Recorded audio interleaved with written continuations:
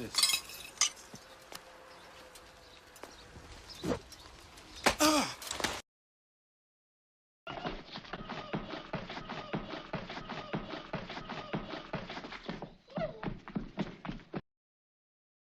Anything about the history of their order, whilst Masonic authorities are entirely disagreed on the matter.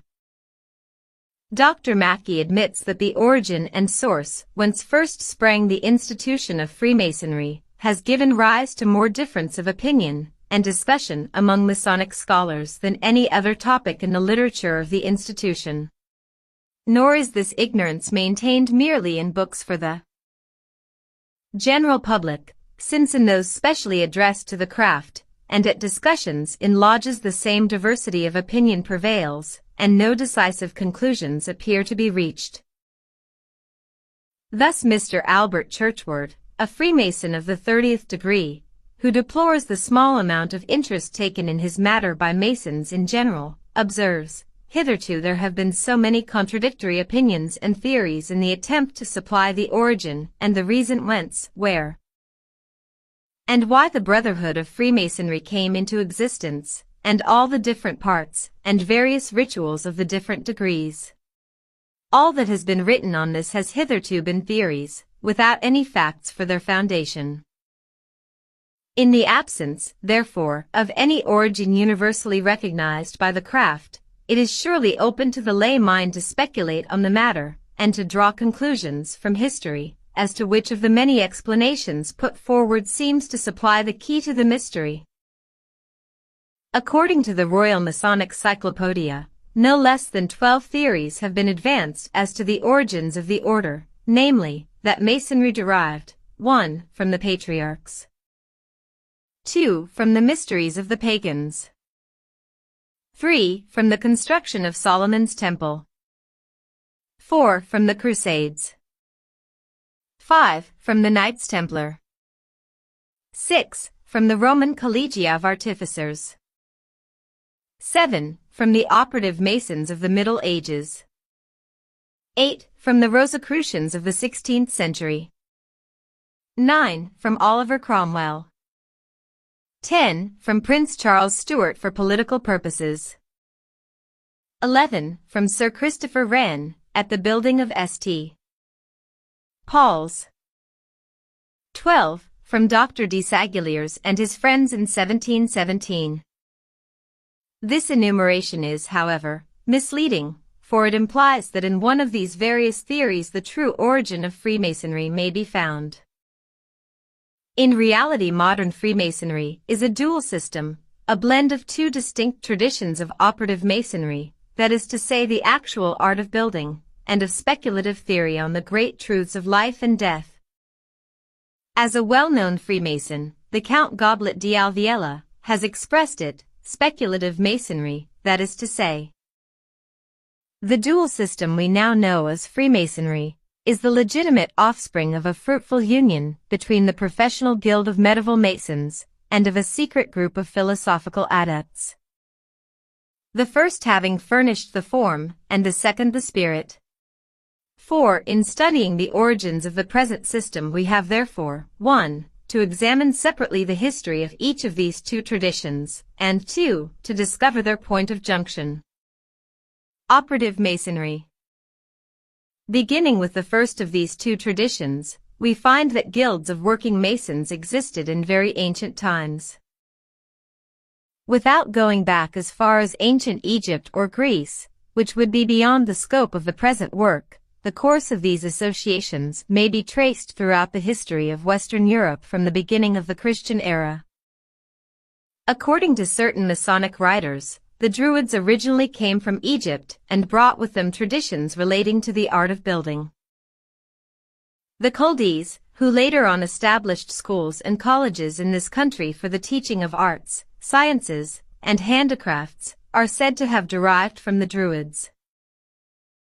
But a more probable source of inspiration in the art of building are the Romans, who established the famous Collegia of Architects referred to in the list of alternative theories given in the Masonic Cyclopedia. Advocates of the Roman Collegia origin of Freemasonry may be right as far as operative Masonry is concerned, for it is to the period following on the Roman occupation of Britain that our Masonic guilds can with the greatest degree of certainty be traced. Owing to the importance the art of building now acquired, it is said that many distinguished men, such as St. Alban, King Alfred, King Edwin, and King Athelstan were numbered amongst its partons, so that in time the guilds came to occupy the position of privileged bodies, and were known as free corporations. Further, that York was the first Masonic centre in England, largely under the control of the Culdees, who at the same period exercised much influence over the Masonic collegia in Scotland, at Kilwinning, Melrose, and Aberdeen. But it must be remembered that all this is speculation. No documentary evidence has ever been produced to prove the existence of Masonic guilds before the famous York Charter of AD 926, and even the date of this document is doubtful. Only with the period of Gothic architecture do we reach firm ground. That guilds of working masons known in France as compagnonnages, and in Germany as Steinmetzen did then form close corporations, and possibly possess secrets connected with their profession, is more than probable. That in consequence of their skill in building the magnificent cathedrals of this period they now came to occupy a privileged position seems fairly certain. The Abbé Grandidier, writing from Strasbourg in 1778, traces the whole system of Freemasonry from these German guilds. This much vaunted society of Freemasons is nothing but a servile imitation of an ancient and useful confrérie of real Masons whose headquarters was formerly at Strasbourg, and of which the constitution was confirmed by the Emperor Maximilian in 1498. As far as it is possible to discover from the scanty documentary evidence the 14th, 15th, and 16th centuries provide, the same privileges appear to have been accorded to the guilds of working masons in England and Scotland, which, although presided over by powerful nobles and apparently on occasion admitting members from outside the craft, remained essentially operative bodies. Nevertheless, we find the assemblies of masons suppressed by Act of Parliament in the beginning of the reign of Henry VI, and later on an armed force sent by Queen Elizabeth to break up the annual Grand Lodge at York. It is possible that the fraternity, merely by the secrecy with which it was surrounded, excited the suspicions of authority, for nothing could be more law-abiding than its published statutes. Masons were to be true men to God and the Holy Church, also to the masters that they served. They were to be honest in their manner of life, and to do no villainy whereby the craft or the science may be slandered. Yet the 17th century writer Plot, in his Natural History of Staffordshire, expresses some suspicion with regard to the secrets of Freemasonry. That these could not be merely trade secrets relating to the art of building, but that already some speculative element had been introduced to the lodges, seems the more probable from the fact that by the middle of the 17th century not only noble patrons headed the craft, but ordinary gentlemen entirely unconnected with building were received into the fraternity. The well-known entry in the diary of Elias Ashmole under the date of October 16, 1646, clearly proves this fact. I was made a Freemason at Warrington in Lancashire with Call Henry Mainwaring of Cardicombe in Cheshire. The names of those that were then of the lodge: Mr. Rick Penkett, Warden; Mr. James Cottier, Mr. Rich Sankey, Henry Littler, John Elam Rich Elam, and Hugh Brewer. It is now ascertained, says Yarka, that the majority of the members present were not operative Masons. Again, in 1682 Ashmole relates that he attended a meeting held at Mason Hall in London, where with a number of other gentlemen, he was admitted into the fellowship of the Freemasons, that is to say, into the second degree. We have then clear proof that already in the 17th century Freemasonry had ceased to be an association composed exclusively of men concerned with building, although eminent architects ranked high in the order, Inigo Jones is said to have been Grand Master under James I, and Sir Christopher Wren to have occupied the same position from about 1685 to 1702. But it was not until 1703 that the Lodge of St. Paul in London officially announced that the privileges of Masonry should no longer be restricted to operative Masons, but extended to men of various professions, provided they were regularly approved and initiated into the order.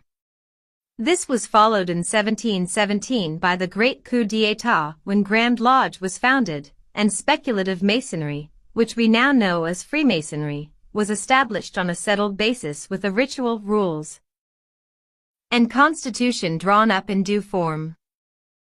It is at this important date that the official history of Freemasonry begins. But before pursuing the course of the order through what is known as the Grand Lodge era, it is necessary to go back and inquire into the origins of the philosophy that was now combined with the system of operative Masonry. This is the point on which opinions are divided, and to which the various theories summarized in the Masonic Cyclopedia relate. Let us examine each of these in turn. Speculative Masonry. According to certain skeptics concerning the mysteries of Freemasonry, the system inaugurated in 1717 had no existence before that date, but was devised, promulgated, and palmed upon the world by Dr. Desaguliers, Dr. Anderson, and others, who then founded the Grand Lodge of England. Mr. Peyton, in an admirable little pamphlet, has shown the futility of this contention, and also the injustice of representing the founders of Grand Lodge as perpetrating so gross a deception. This 1717 theory ascribes to men of the highest character the invention of a system of mere imposture. It was brought forward with pretensions which its framers knew to be false pretensions of high antiquity, whereas it had newly been invented in their studies. Is this likely? Or is it reasonable to ascribe such conduct to honorable men, without even assigning a probable motive for it? We have indeed only to study Masonic ritual, which open to everyone to read, in order to arrive at the same conclusion, that there could be no motive for this imposture, and further that these two clergymen cannot be supposed to have evolved the whole thing out of their heads. Obviously some movement of a kindred nature must have led up to this crisis.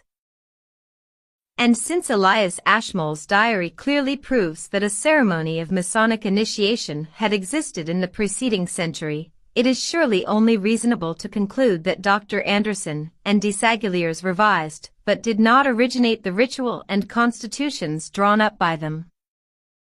Now, although the ritual of Freemasonry is couched in modern, and by no means classical English, the ideas running through it certainly bear traces of extreme antiquity. The central idea of Freemasonry concerning a loss which has befallen man, and the hope of its ultimate recovery, is in fact no other than the ancient secret tradition described in the first chapter of this book.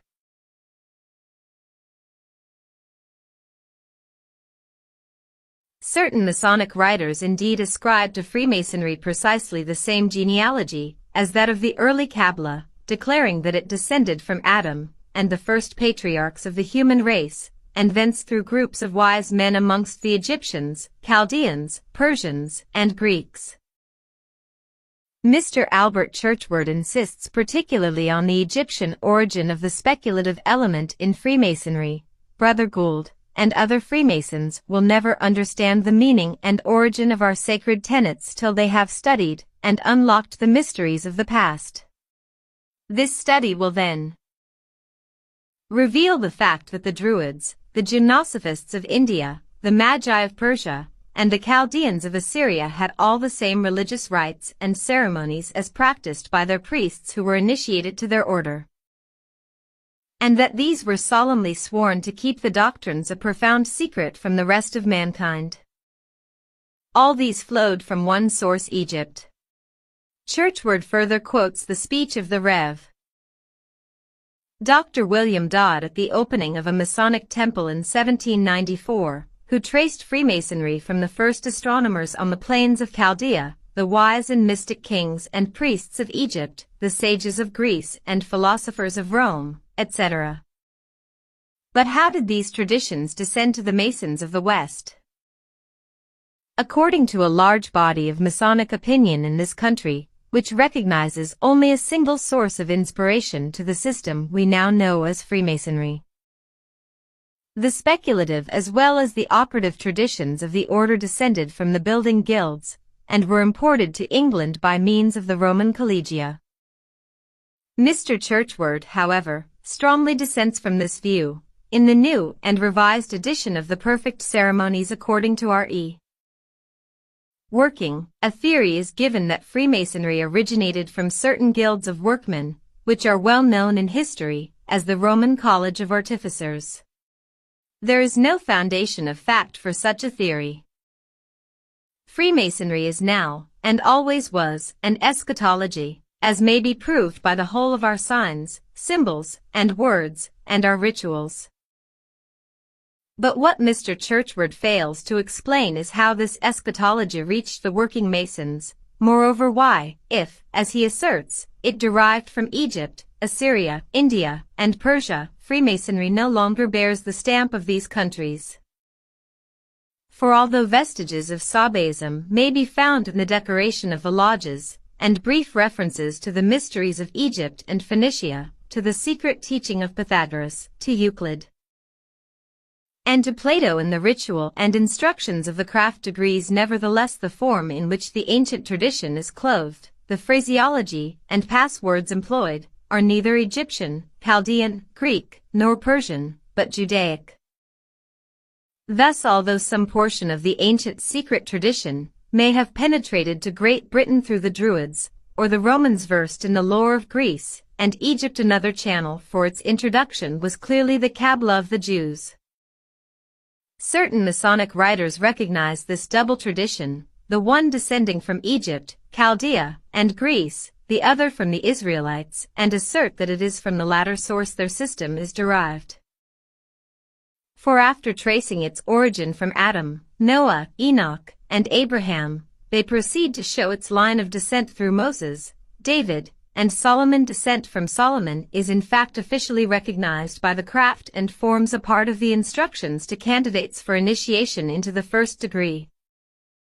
But, as we have already seen, this is the precise genealogy attributed to the Kabbalah by the Jews. Moreover, modern Freemasonry is entirely built up on the Solomonic, or rather the Hiramic legend. For the sake of readers unfamiliar with the ritual of Freemasonry, a brief resume of this grand legend must be given here.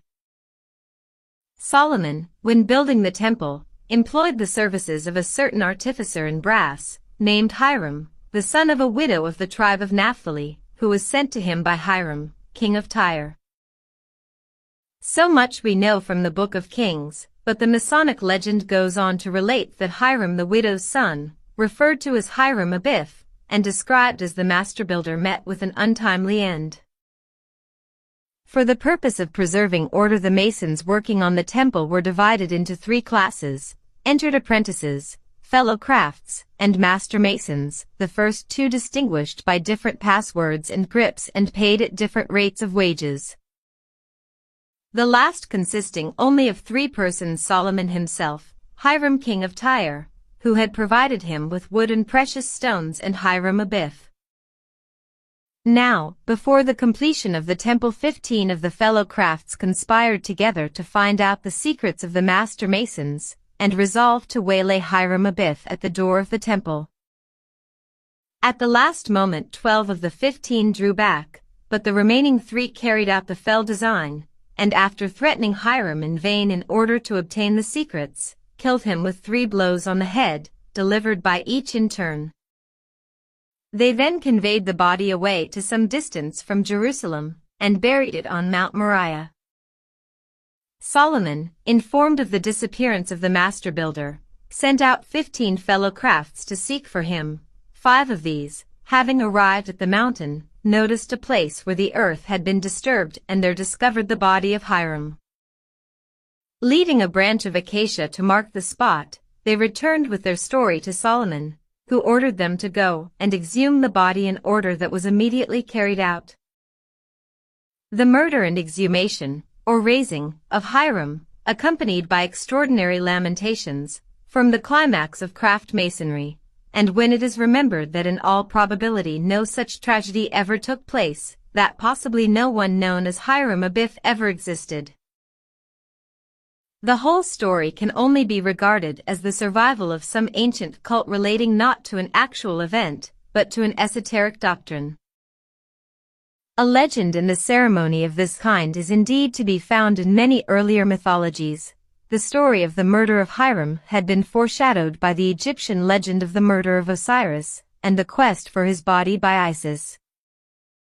Whilst the lamentations around the tomb of Hiram had a counterpart in the mourning ceremonies for Osiris and Adonis, both, like Hiram, subsequently raised and later on in that which took place around the catafalque of Manes, who, like Hiram, was barbarously put to death, and is said to have been known to the Manichaeans as the son of the widow.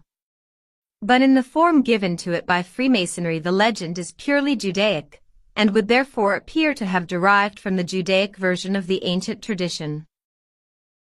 The pillars of the temple, Jachin and Boaz, which play so important a part in craft masonry, are symbols which occur in the Jewish Kabbalah, where they are described as two of the 10 Sephiroths.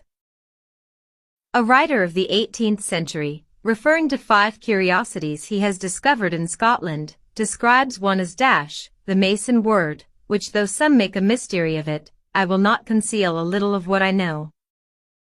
It is like a rabbinical tradition in way of comment on Jachin and Boaz, the 2 pillars erected in Solomon's temple with an addition delivered from hand to hand, by which they know and become familiar one with another.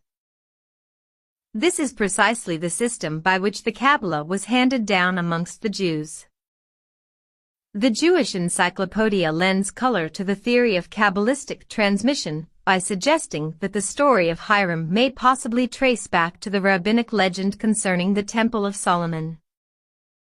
That while all the workmen were killed so that they should not build another temple devoted to idolatry, Hiram himself was raised to heaven like Enoch. How did this rabbinic legend find its way into Freemasonry? Advocates of the Roman Collegia theory explain it in the following manner. After the building of the Temple of Solomon, the Masons who had been engaged in the work were dispersed, and a number made their way to Europe, some to Marseilles, some perhaps to Rome, where they may have introduced Judaic legends to the Collegia, which then passed on to the Comacini masters of the 7th century, and from these to the medieval working guilds of England, France, and Germany. It is said that during the Middle Ages a story concerning the Temple of Solomon was current amongst the compagnonage of France. In one of these groups, known as the Children of Solomon, the legend of Hiram appears to have existed much in its present form. According to another group, the victim of the murder was not Hiram Abiff, but one of his companions named Maître Jacques, who, whilst engaged with Hiram on the construction of the temple, met his death at the hands of 5 wicked fellow crafts, instigated by a 6th, the Pre-Sabes. But the date at which this legend originated is unknown. Clavel thinks that the Hebraic mysteries existed as early as the Roman Collegia, which he describes as largely Judaized. Yarka expresses precisely the opposite view. It is not so difficult to connect Freemasonry with the Collegia. The difficulty lies in attributing Jewish traditions to the Collegia. And we say on the evidence of the oldest charges that such traditions had no existence in Saxon times. Again, so far as this country is concerned, we know nothing from documents of a masonry dating from Solomon's temple until after the Crusades, when the constitution believed to have been sanctioned by King Athelstan gradually underwent a change. In a discussion which took place recently at the Quatuor Coronati Lodge, the Hiramic legend could only be traced back and then without absolute certainty to the 14th century, which would coincide with the date indicated by Yarka. Up to this period the lore of the Masonic guilds appears to have contained only the exoteric doctrines of Egypt and Greece which may have reached them through the Roman collegia, whilst the traditions of Masonry are traced from Adam, Jabal, Tubal-Cain, from Nimrod, and the Tower of Babel, with Hermes and Pythagoras as their more immediate progenitors. These doctrines were evidently in the main geometrical or technical, and in no sense Kabbalistic.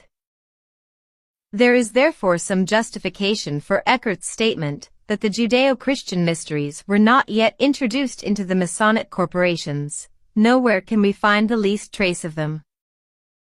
Nowhere do we find any classification, not even that of masters, fellow crafts, and apprentices. We observe no symbol of the Temple of Solomon. All their symbolism relates to Masonic labors, and to a few philosophical maxims of morality. The date at which Eckart, like Yarka, places the introduction of these Judaic elements is the time of the Crusades.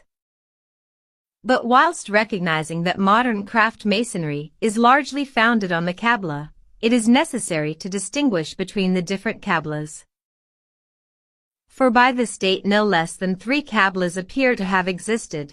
Firstly, the ancient secret tradition of the patriarchs handed down from the Egyptians through the Greeks and Romans, and possibly through the Roman collegia to the craft masons of Britain. Secondly, the Jewish version of this tradition, the first Cabal of the Jews, in no way incompatible with Christianity, descending from Moses, David, and Solomon to the Essenes and the more enlightened Jews. And thirdly, the perverted Kabbalah, mingled by the rabbis with magic, barbaric superstitions, and after the death of Christ with anti-Christian legends. Whatever Kabbalistic elements were introduced into craft masonry at the time of the Crusades appear to have belonged to the second of these traditions, the unperverted Kabbalah of the Jews, known to the Essenes. There are, in fact, striking resemblances between Freemasonry and Essenism: degrees of initiation, oaths of secrecy, the wearing of the apron, and certain Masonic sign, whilst to the Sabiist traditions of the Essenes may perhaps be traced the solar and stellar symbolism of the lodges. The Hiramic legend may have belonged to the same tradition. The Templar tradition. If then no documentary evidence can be brought forward to show that either the Solomonic legend or any traces of Judaic symbolism and traditions existed either in the monuments of the period or in the ritual of the Masons before the 14th century, it is surely reasonable to recognize the plausibility of the contention put forward by a great number of Masonic writers, particularly on the continent, that the Judaic elements penetrated into Masonry by means of the Templars. The Templars, as we have already seen, had taken their name from the Temple of Solomon in Jerusalem. What then more likely than that during the time they had lived there they had learnt the rabbinical legends connected with the temple? According to George Sand, who was deeply versed in the history of secret societies, the Hiramic legend was adopted by the Templars as symbolic of the destruction of their order. They wept over their impotence in the person of Hiram. The word lost and recovered is their empire. The Freemason Ragan likewise declares that the catastrophe they lamented was the catastrophe that destroyed their order. Further, the Grand Master whose fate they deplored was Jacques du Molay.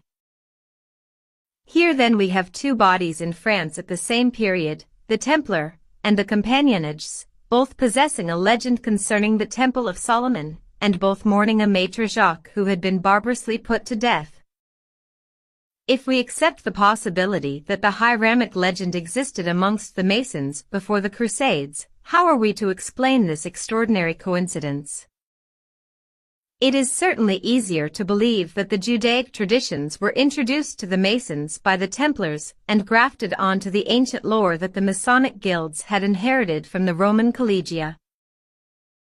That some connection existed between the Templars and the working Masons is indicated by the new influence that entered into building at this period. A modern Freemason comparing the beautifully designed and deep-cut marks of the true Gothic period, say circa 1150 to 1350, with the careless and roughly executed marks, many of them mere scratches, of later periods. Points out that the Knights Templars rose and fell with that wonderful development of architecture. The same writer goes on to show that some of the most important Masonic symbols, the equilateral triangle, and the Mason's square surmounting two pillars, came through from Gothic times. Yarka asserts that the level, the flaming star, and the Tau cross, which have since passed into the symbolism of Freemasonry, may be traced to the Knights Templar, as also the five-pointed star in Salisbury Cathedral, the double triangle in Westminster Abbey, Jachin and Boaz, the circle and the pentagon in the masonry of the 14th century. Yarka cites later, in 1556, the eye and crescent moon, the three stars, and the ladder of 5 steps, as further evidences of Templar influence.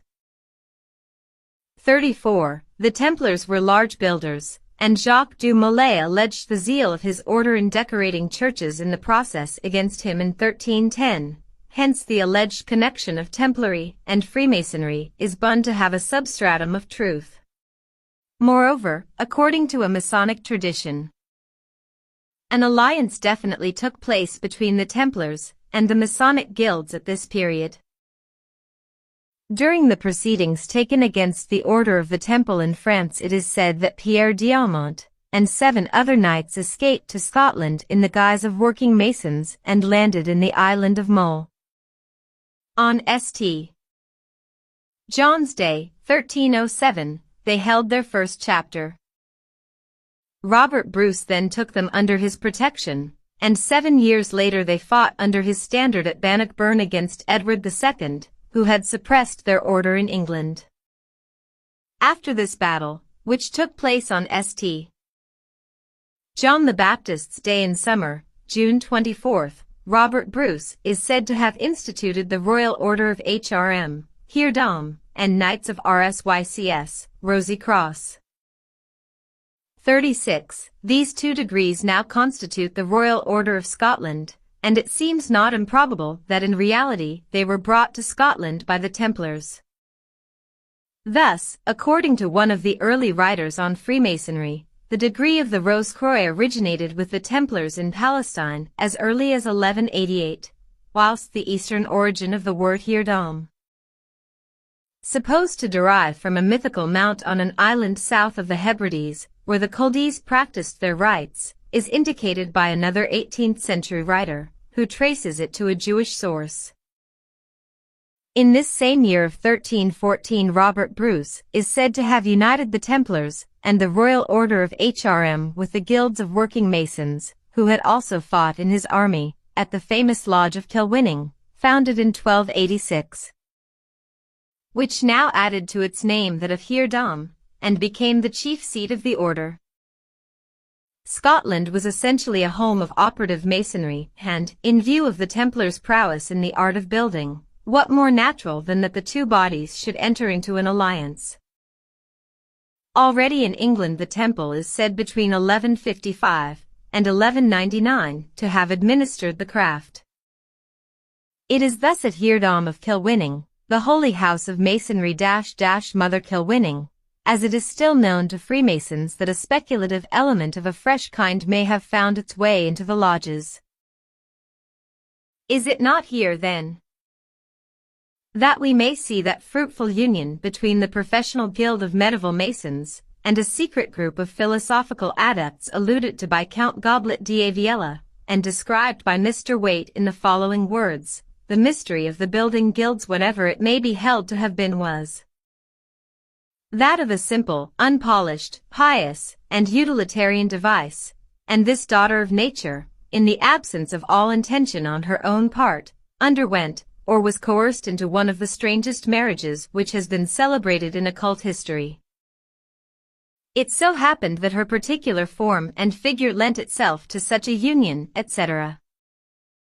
Mr. Waite, with his usual vagueness, does not explain when and where this marriage took place, but the account would certainly apply to the alliance between the Templars and Scottish guilds of working masons, which, as we have seen, is admitted by Masonic authorities, and presents exactly the conditions described, the Templars being peculiarly fitted by their initiation into the legend concerning the building of the Temple of Solomon to cooperate with the Masons, and the Masons being prepared by their partial initiation into ancient mysteries to receive the fresh influx of Eastern tradition from the Templars. A further indication of the Templar influence in craft masonry is the system of degrees and initiations. The names of entered apprentice, fellow craft, and master mason are said to have derived from Scotland, 44, and the analogy between these and the degrees of the assassins has already been shown. Indeed, the resemblance between the outer organization of Freemasonry and the system of the Ismailis is shown by many writers. Thus Dr. Bussell observes, no doubt together with some knowledge of geometry regarded as an esoteric trade secret, many symbols today current did pass down from very primitive times. But a more certain model was the Grand Lodge of the Ismailis in Cairo that is to say the Dar al-Hikmat.